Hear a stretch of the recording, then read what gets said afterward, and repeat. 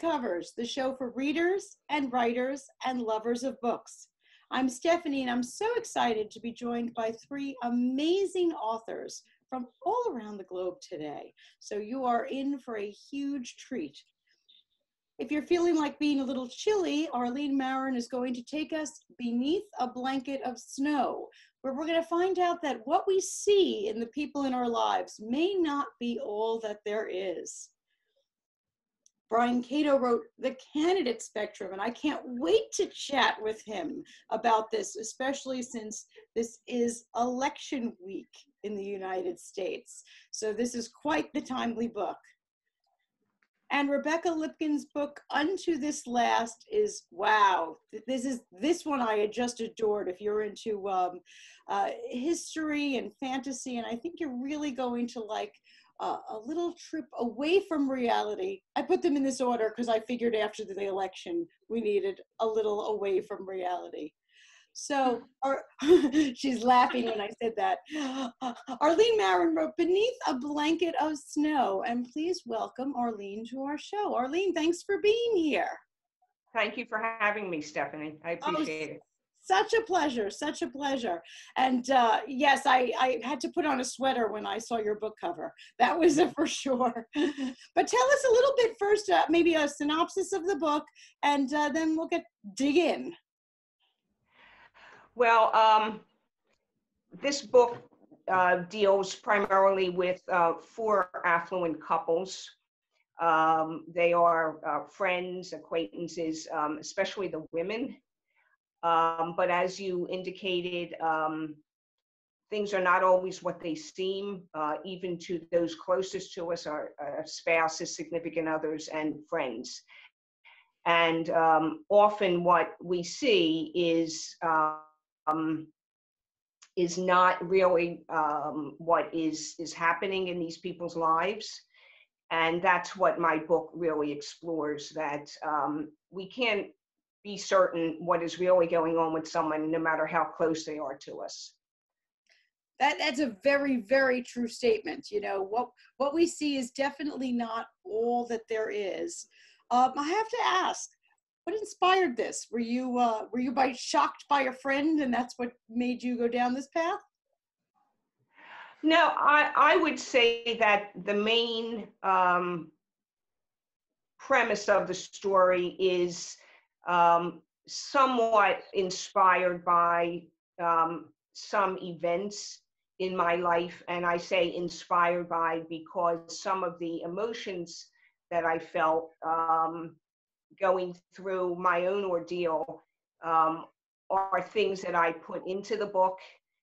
Certainly my situation was not the same. This is not autobiographical by any means, but I certainly felt some emotions going through my own struggles. And I feel that like the heroine or the main female in the book, that I came out a stronger person as a result of my ordeal. Fabulous. I love the way you worded that, because so often we're told to write what we know, and fiction writers especially are saying, it's not autobiographical. That's not me Right. starring in the book. So can you tell me a little bit about channeling those emotions into your heroine and into your story? I thought you phrased that beautifully. Well, I had to keep in mind what I felt like.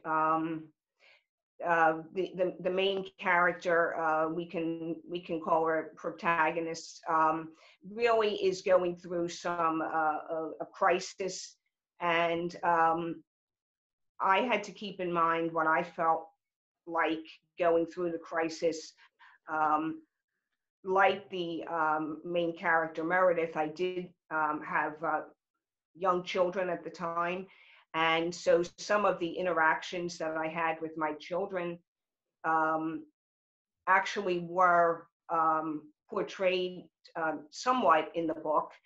Some of the conversations that I had, some of their feelings, not all of them, but certainly some of them were portrayed.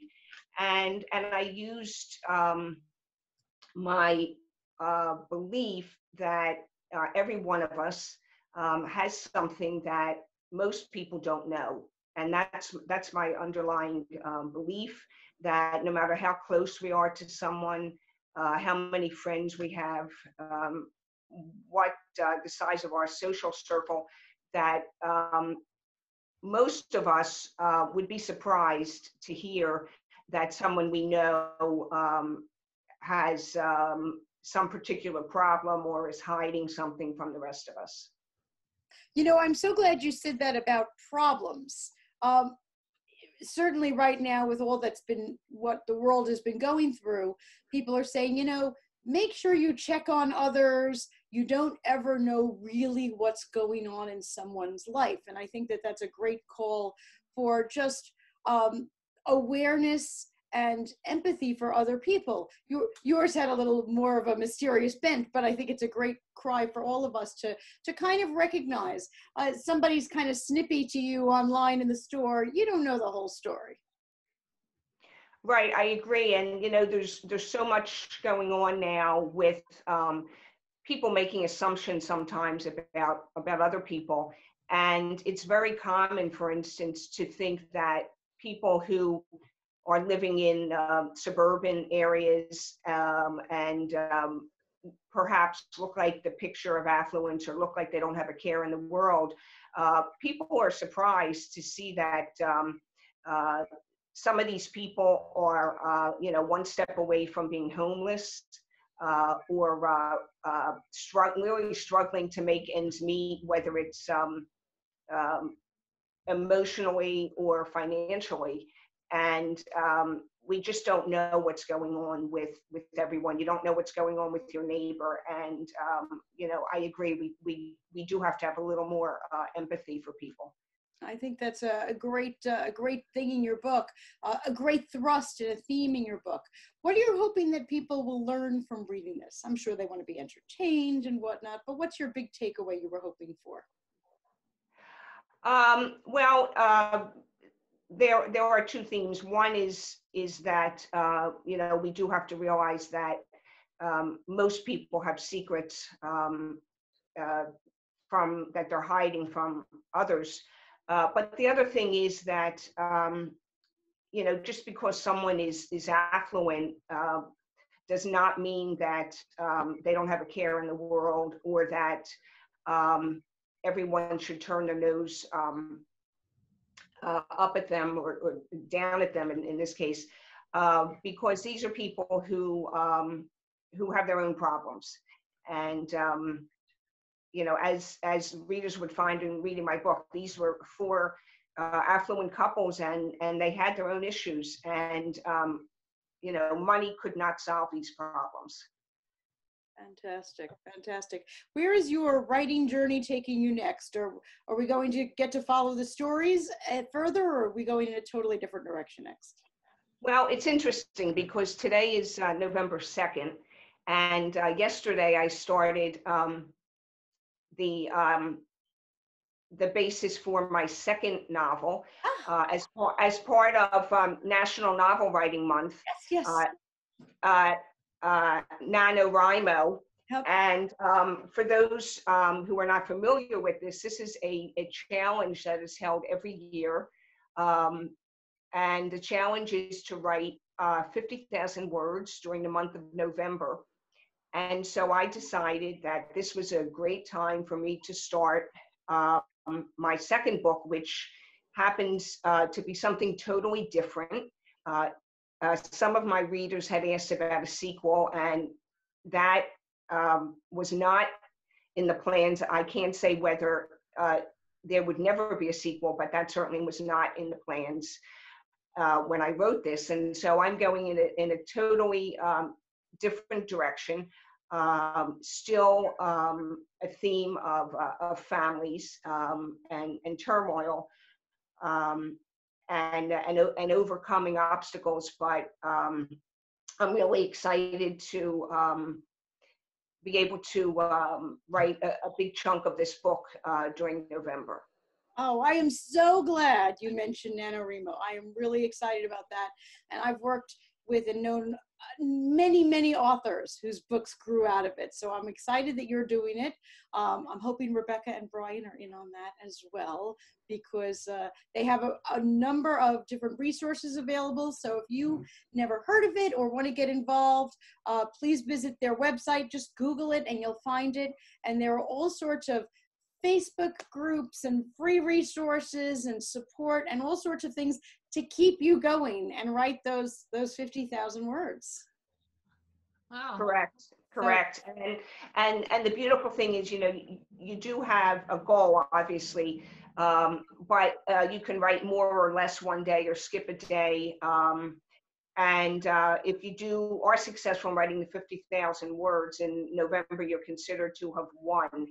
So that's a great thing. You don't win by writing the best book. You win by completing the challenge. That's right. So you started yesterday, Arlene. Should I dare ask how far you got? I have 2,000 and some words written. I do have some ideas, and I don't have everything plotted out. I did not have everything plotted out with my first book. There were some things that I knew I was going to write, and there were some things that I literally watched my fingers type. And that's, I think, what's going to happen again this time. That's exciting. That's really, really exciting. Well, thank you so much for joining us. And I guess we'll be having you on with a second novel when you are ready after NaNoWriMo is done. So great. I love that. Thank you. Our pleasure. Our next author on, Brian Cato, wrote Candidate Spectrum, and I adore the cover of this book here. I'm going to ask Brian if he designed it himself, but it's about a superhero who has decided to run for the presidency. And one might think that that's a really great idea, but I think our author might beg to differ. Brian, welcome to the show. Hi, it's good to be here. Did you design the cover for this yourself? I did the conception is mine, and then my wife did the execution. Oh, fantastic. So it's a beautiful there's job. There's a lot of back and forth. Thank you. Sure there is. So I gave a little teaser. Can you tell us a little more about your book? Yeah, it's about a superhero called Spectrum, and he lives basically in a world very similar to our own. And there are no supervillains, there are no aliens invading from other planets. And so he kind of goes around saving people from hurricanes and, mass shootings and train wrecks and these kinds of things. And after about 15 years of doing this is kind of where the book starts. He kind of starts to realize, like, hey, I'm just reacting to bad things that are happening. I'm not actually doing anything to stop the bad things from happening. And he decides that he kind of wants to help people on a massive scale. And he figures the best way to do that is to become a politician.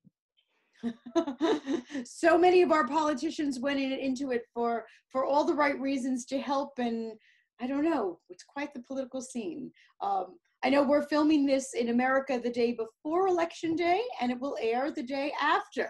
So in between, we have Brian Cato's book about Candidate Spectrum, if you want to check it out. Tell me a little bit about research for this book. Did you look up what actually goes on behind the scenes, or how did you handle that? You mean in terms of what happens during an election? Yes. Yeah. Well, so the book basically follows the 2020 election, except instead of the election we have, it's Spectrum running against someone else. So, I mean, there was a lot of research, both in terms of, I had to kind of plan, there's a primary, there's a general election, there are debates. I tried to mirror as closely as possible when those things happened in our world. So there's definitely a lot of research going into that. Probably even more, though, Spectrum is very serious about wanting to fix what's wrong with America, whatever that might be, right? And so a lot of the research for me was, I look around and I don't really think that having lower taxes or having Medicare for all is going to fix everything in the country. So a lot of research for me was like, well, if these aren't the real problems, what is the real problem? And yeah, Spectrum spends a lot of time trying to figure that out too. I think that's fabulous that your research brought you not just to the election process, which now you might be qualified to be a campaign manager after all that research, but to actually looking at society. And, you know, I wish all 240 million Americans would look at society the way you did. Yeah, I mean, it's really a challenge for Spectrum, because he's a superhero. He's already famous, right? He doesn't need anything from anyone else. So that's kind of his focus, is to focus on making the world a better place. And you know, it's a strength for him, I think, but at the same time, Americans don't necessarily react the way you might hope they react to his candidacy. So it also becomes a weakness. Yes, yes. Well, I think that that's the understatement of the reality of what a person who is an idealist would try, and then discover that not everybody is as ideal as they are in the results. Is that true? Yeah, yeah. There's a conflict, especially probably in the middle portion of the novel, where he hires a bunch of, he knows that he's idealistic, right, naive, and not really an expert in politics. So he hires a really strong campaign staff, but then they are advising him to do things that he doesn't want to do. And so there's this struggle in his campaign in the middle part of the book where he's saying, well, I want to do these things that we really need to do. And his campaign staff is saying, no, you can't do that. Nobody cares about those things. And eventually it's resolved, but Not easy. I have to ask you, what came first, the chicken or the egg? I mean, were you inspired by the political scene of our country and thus wrote the book? Or did something else inspire you, like maybe superheroes, and it kind of tossed you into a political scene you never thought you were going to research? I'm going to dodge the question, say both. Okay. But basically, like I was walking to work in 2016, and it was becoming obvious that Trump was going to win the Republican nomination, and I was just kind of thinking, like, what would a candidate who's sort of the opposite of Trump, like, how would he fare? And like, it kind of immediately into that mind space, the idea of a superhero came. And so, you know, as the campaign, the primary kept going, and you see Trump and Sanders doing really well, I'm kind of thinking, well, I think America's going to want an explanation for, like, why do we have these candidates? Why does Biden get nominated? And he's like, oh, he's so milquetoast. Why do we have such a moderate guy, right? I want Sanders. I want Trump. Like, and the book is very much an exploration of, like, where are these politicians coming from? Why do we want this extremism, and this moderation is kind of not enough for us? I think that putting it into a fictionalized sense was a really great idea. You know, there's a million things, whether it's news reports or nonfiction books that talk about people, but by making it fictionalized, you got to talk about issues and reactions and emotions and things like that.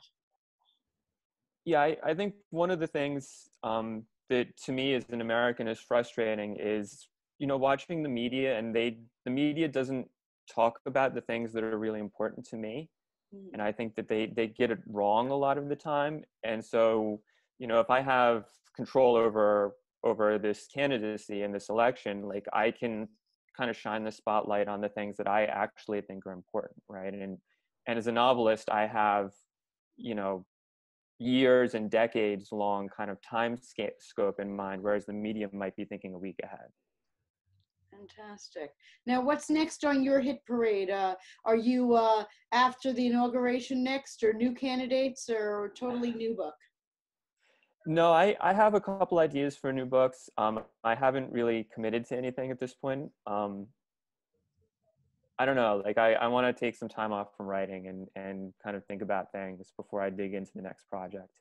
All right, let it meld in there. That makes perfect sense to me. Yeah. Well, congratulations on the book, and very, very well timed. That's for sure. Thank you.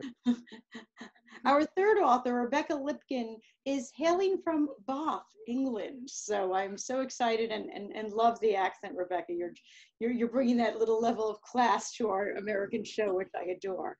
Onto this last, is actually a Victorian novel written by a young Brit. So I want to hear all about that and what inspired it. So Rebecca, welcome to our show.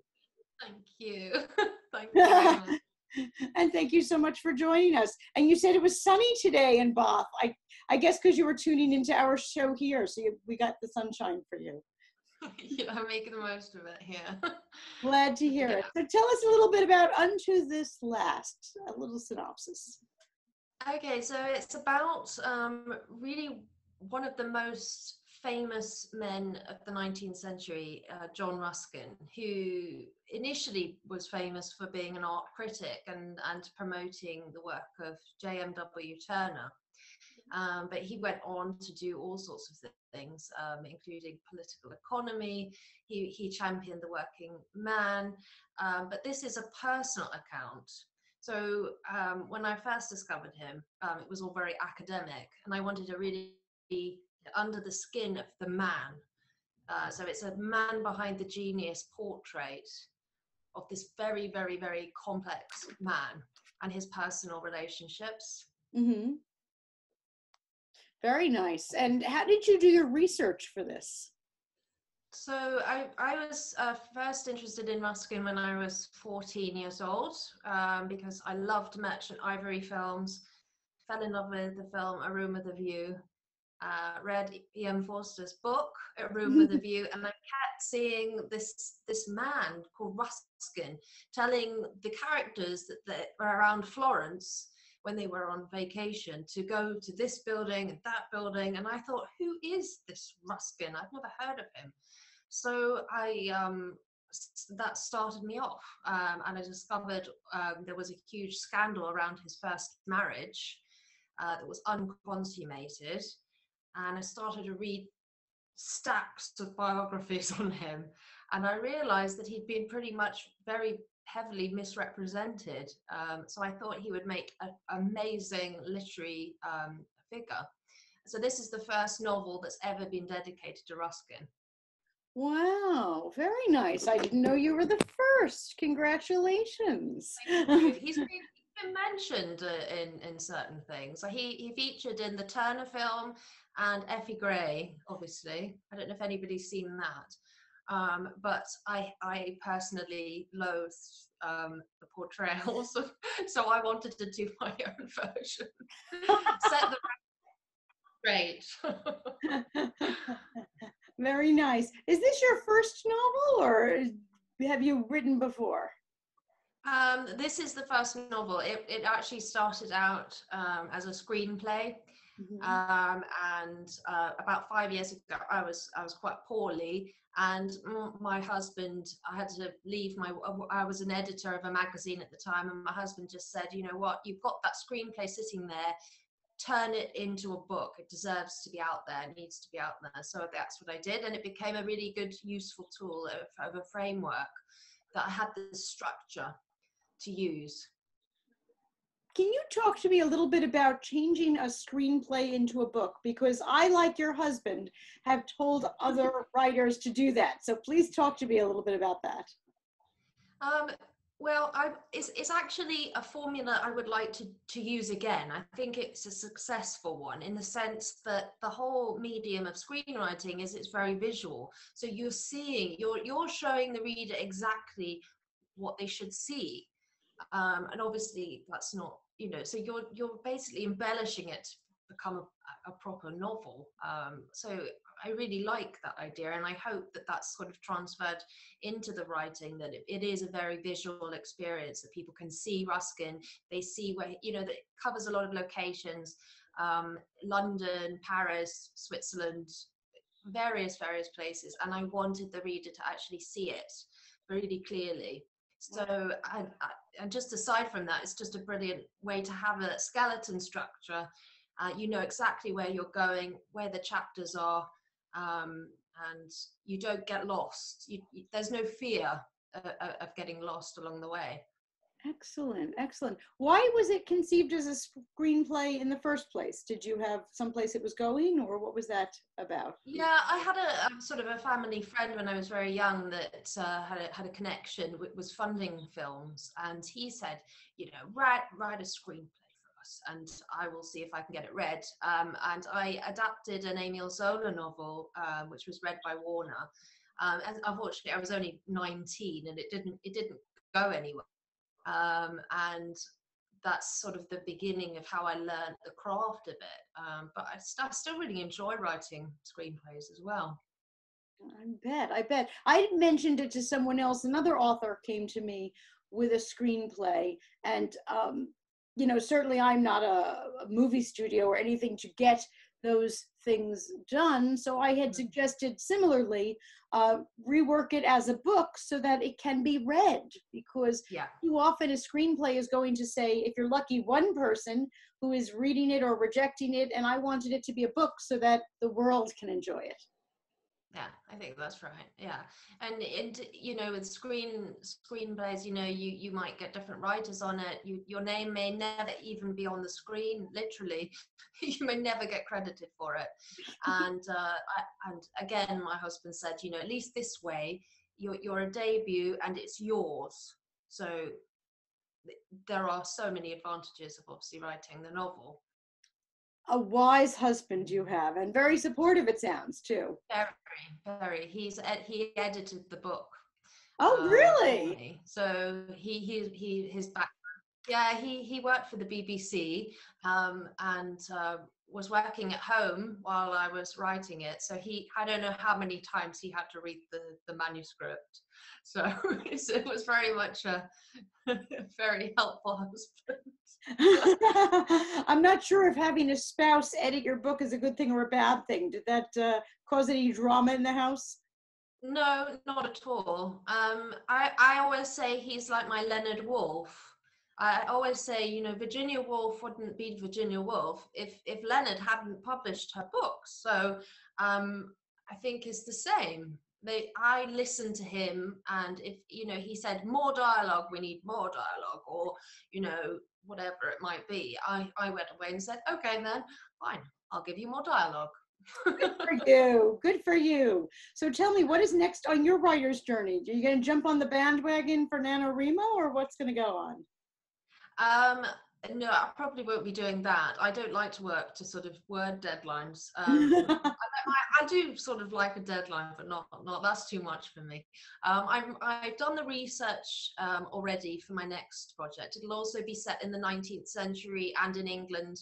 And it also does go to America, this one. So that's exciting. Yes, you might have to come here and research. I'm going to have to come. Basically. I guess you're going to have to come and research. I've never been to America. When you come to America for your research, you can film with us, in the actual studio. There's that. Fantastic. So the next one is about the colourful world of the Victorian theatre. And I'm going from touring little theatricals to basically it was frowned upon by the middle and upper classes. So the theatre was very much for the working classes. It wasn't very highly respected. And then there was a sort of theatrical revolution, mid to late 19th century, where there were superstars of the stage doing huge Shakespearean productions, very lavish, very exciting. But it's all about the actual actors and players and how exciting their own lives were off the stage. Wow. Now, what inspires you when you're writing these stories? Arlene was inspired by something that happened in her life, not the same, but, that brought up these emotions. What inspired these fictional works? Well, I'm inspired by people that lived, that have been forgotten. That's what really motivates me. I love movies like Chaplin. I love biographical films, the Stephen Hawking film, I love them all. But what I really think is my motivation is I want people to not say to me, who's Ruskin? Who's that? No, I want to say they know now, and that's my motivation, is to bring them back. People that are worthy of being brought back into the public consciousness. That's fabulous. That's fabulous. Because so many people who come to me and say, I would really love to write, but I have no ideas. And that's why I was so thrilled that the three of you were on here with completely different books. What would you say to a new aspiring writer who says, I don't even know where to start? How do I know what's inspiring? Any thoughts about that? Arlene? Well, actually, I've spoken with several friends and acquaintances who now say to me, "Oh, I've thought about writing." Uh, some of them have said, I have a book of poems I've been writing. I have journals I've been writing over the years, and I never thought about putting them out there, about publishing them. And so I'm really speaking with everyone and letting them know that this is possible. It takes a little bit of work, but it's definitely possible, and go for it. Good stuff. Brian, what would you say to that aspiring writer who's looking for an idea? I think there are a couple of different ways to go. I mean, I think you can take inspiration from the kinds of art that you like. If you like a particular TV show or a particular type of novel, like think about, what you could do in that space. I think the other thing for me is there are a lot of quiet moments. Like I like to keep my world quiet, like very, very little cell phone use. I go for runs on a long run, if I'm in the shower, like those are times when, your mind's kind of wandering and it can latch on to new ideas and just kind of like go with them. Nice. I like that. And Rebecca, what would you say to that new aspiring author who's saying, I don't even know where to start. What's my idea?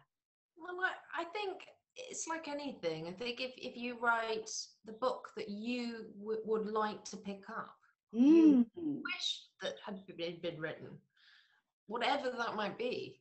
Right. Certainly mine is the book that seemed to be a gap. There wasn't the book. It just didn't exist. And I think if you keep producing work that's unique, something that's not out there, and something you're really passionate about, and it excites you. You want to get up in the morning and get on that laptop and start tapping away. I think then it'll work. Right. Yeah, I think that's big for me too. Like I think there's a lot of Me Tooism in the publishing industry where everyone wants to be the next Harry Potter or the next J.R.R. Tolkien. And I would strongly recommend that people try to like branch out and try something new that hasn't been done before. And I loved what you said about write the book you want to read, the book that you're looking for that just is not there.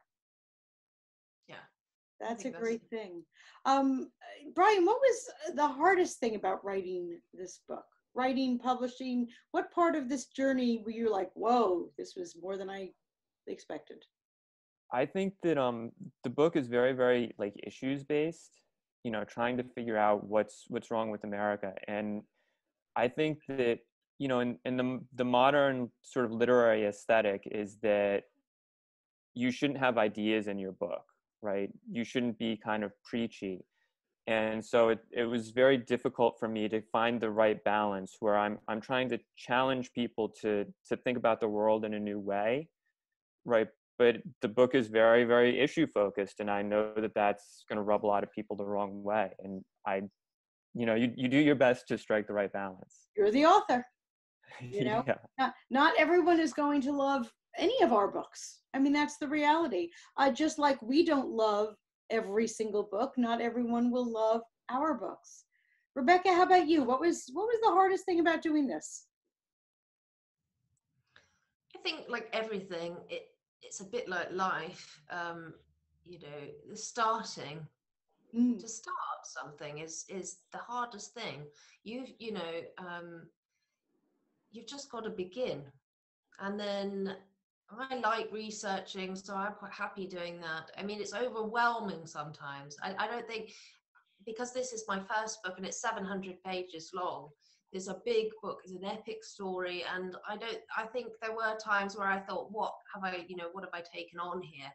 This is vast, and it's a huge amount of work, and that's before you start editing it. But you just keep going, chip away, and then eventually you've got the end product, and that's very exciting when you finally see the hard copy in your hand. You see it in a shop window, and people start reading it, and that's thrilling. It's like there are people out there and they're actually reading my book. Nothing beats that, really. No, that's fabulous. Absolutely fabulous. Arlene, how about you? What was harder than perhaps you thought it was going to be about writing a book? Well, it's interesting because I think that I had an initial lack of self-confidence that I could do this. I didn't initially plan to write a book. It just happened upon me based on an innocent conversation that I had with someone. And I didn't tell anyone that I was writing a book. I didn't tell my husband, actually, for the first a couple of weeks that I was doing it. He would just see me at a computer. I didn't tell anyone else in the family until after I had finished it. And I think that deep down, that was because I just thought, well, gee, can I pull this off? And I remember it's interesting what Brian said about, getting ideas, unexpected places, that I would be in bed at night trying to sleep, and my mind would just be going, thinking of plots and situations I wanted to put in the book. And then, of course, it's difficult to turn that off and go to sleep. But, I'm not sure that I really thought that I could do this, could do the character development, could do the plot line, and could tie it all up. Arlene, it's so funny you said that about hiding the book. Now, I'm a book publisher, and my own husband did not tell me he was writing a book until he was about 3/4 of the way done. And I just happened to walk into his office and said, "What are you doing in here anyway?" And he works in his office a lot, so that didn't shock me. And he finally revealed he was writing a book. Well, now he's up to his 3rd, and I do know about it. But I totally get that not telling people thing. Right. And it was interesting because my husband would come by the room, and I didn't even realize that I was, looking up from my computer every time he walked by, until he finally said to me, "What are you hiding there? What's going on that you keep looking?"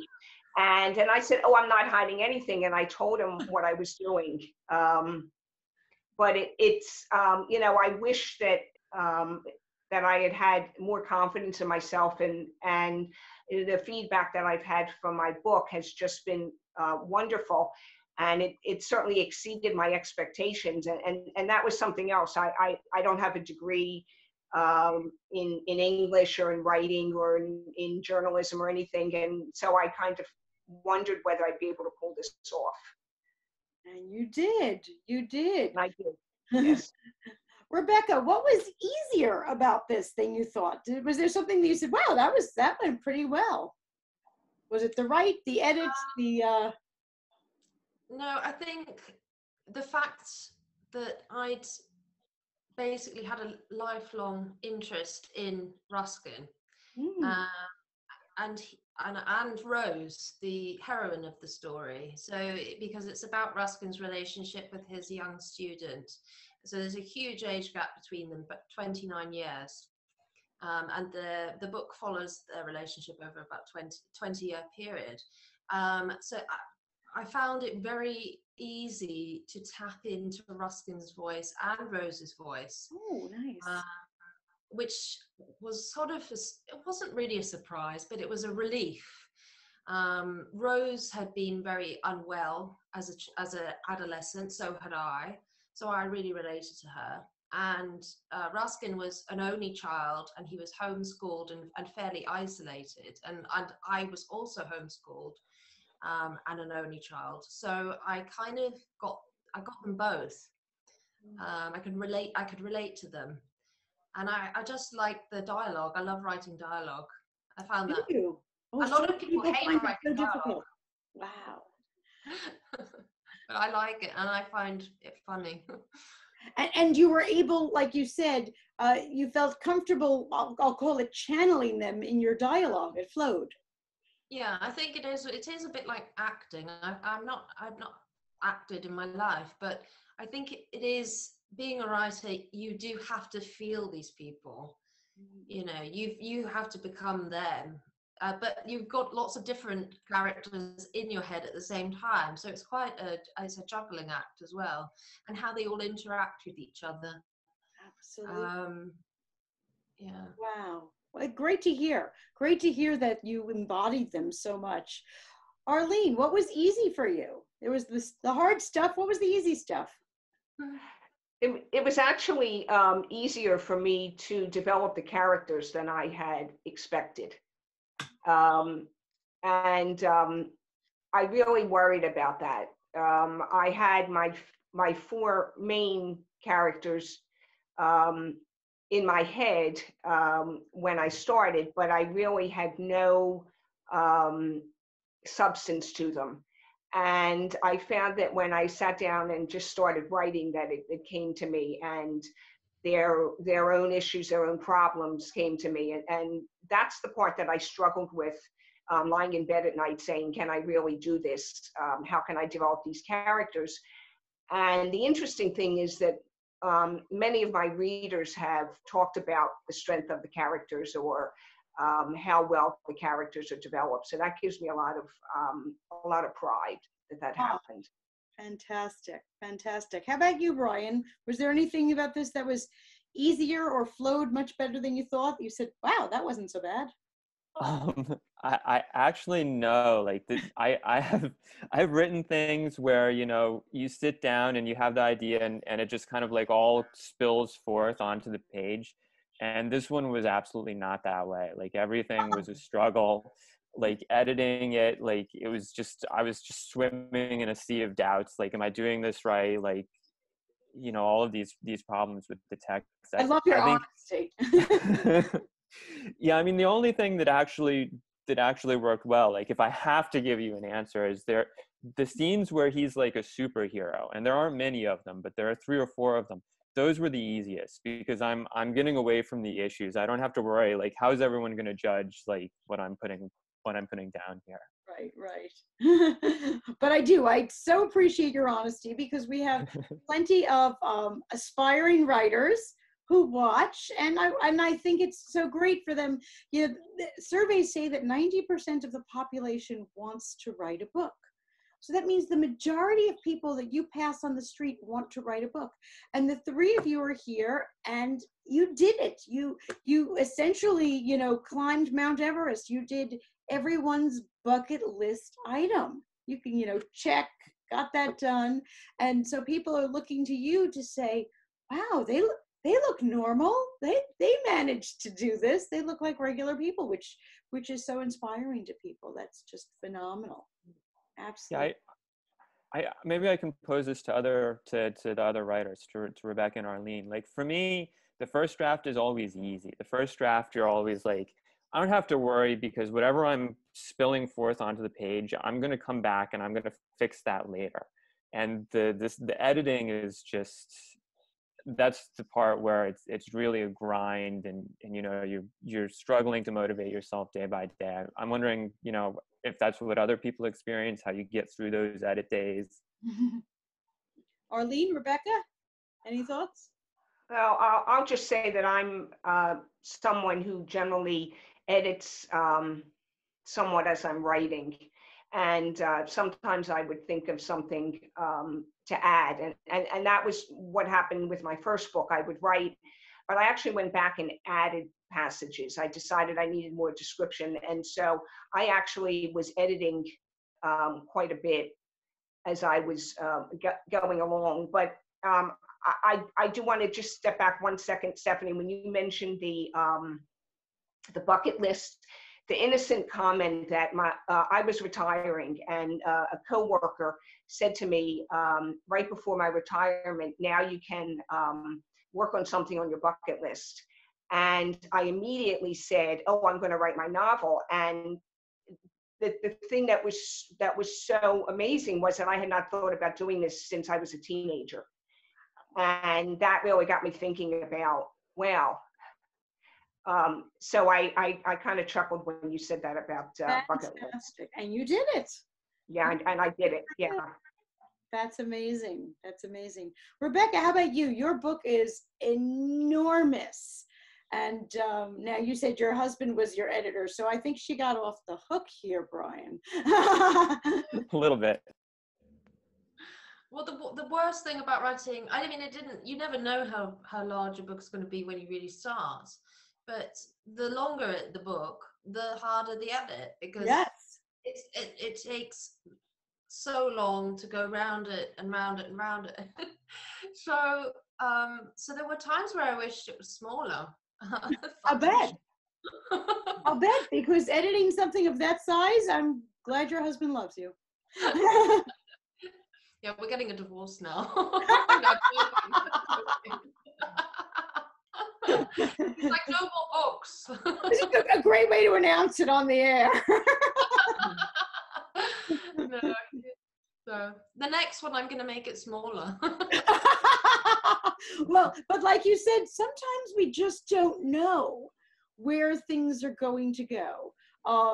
You know, you might want to make it smaller and make it a trilogy. There's that. I mean, quite frankly, the size of your book, it could have been a trilogy if there were natural breaks in there. That sometimes happens. Well, people say, oh, it's such a big book, but I always say, well, look, Hilary Mantel took 3 huge books to tell the story of Thomas Cromwell, but I told the story of Ruskin in 1, so that's my defense. Exactly, one book the size of 3, absolutely. Very good value for money. Oh, there's that, and it'll keep them busy. I mean, we're all facing lockdown, you know, they will have plenty of book to read. Exactly. That's for sure. I just want to remind all of our viewers of where to find our authors' books. Arlene Marin's book, Beneath a Blanket Snow. You can't miss it with that snowy scene, but it's not always as white and pristine as it appears on the top, and that's the message in this book. Brian Cato's Candidate Spectrum is definitely an interesting look. So if you are a political junkie and this week in America wasn't enough for you, read Candidate Spectrum and find out what happens when someone with all the idealism in the world attempts to run for the presidency. And if you want to go back a century or so and have a really big book with a really big story about someone that we don't want history to forget, Unto This Last by Rebecca Lipkin will keep you busy no matter how long your lockdown lasts. I can't thank the 3 of you enough for joining me, and since I do hear there are books in process, please keep me posted so you can join us again here and keep our viewers up with what's coming next. Thank you. Thank you. Thank you for joining us, and to all of our viewers, happy reading and happy writing. Thanks for joining us on Between the Covers. I hope you enjoyed the show. If you're an author who would be interested in appearing on our show, or perhaps you're a member of a book club, we do host book clubs as well, please visit BetweenTheCoversTV.com. By the way, at BetweenTheCoversTV.com, you can watch past episodes in addition to learning more about our authors and guests. So sign up there if you would like to be a guest on the show yourself. And if you have some books that you would like to get written or published, visit redpenguinbooks.com. Thanks so much for joining us.